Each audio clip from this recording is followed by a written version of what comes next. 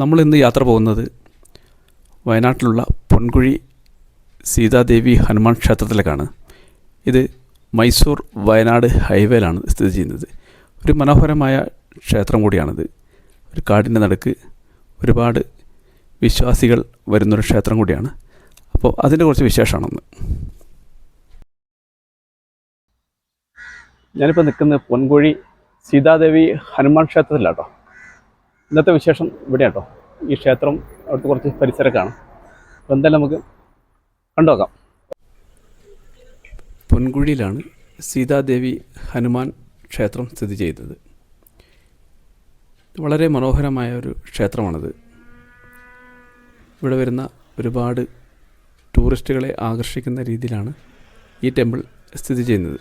അതുപോലെ തന്നെ ഭക്തന്മാരുടെ ഒരു വൻ തിരക്കാണ് മിക്കവാറും ഇവിടെ അനുഭവപ്പെടാറ്. ഇത് നല്ല മനോഹരമായ ഒരു കാടിൻ്റെ നടുക്കായിട്ടാണ് ഈ ക്ഷേത്രം സ്ഥിതി ചെയ്യുന്നത്. വളരെ മനോഹരമായ രീതിയിലാണ് ഈ ക്ഷേത്രത്തിൻ്റെ പണികളെല്ലാം തീർത്തിട്ടുള്ളത്.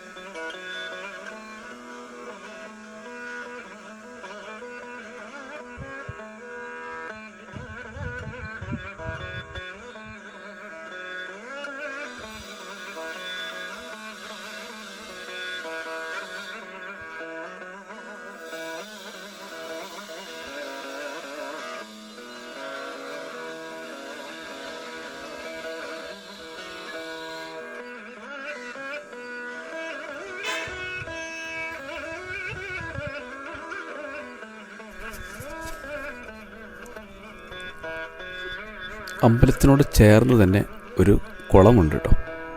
ഈ കുളം അറിയപ്പെടുന്നത് കണ്ണീർ തടാകമെന്നാണ്. അതായത് സീതാദേവിയുടെ കണ്ണീര് കൊണ്ടുണ്ടായ ഒരു തടാകമാണിത്.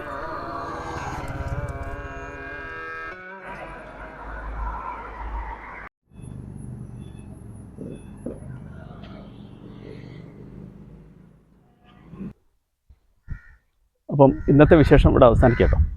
സീതാദേവി ഹനുമാൻ ക്ഷേത്രത്തിൻ്റെ മുമ്പിലാണ്.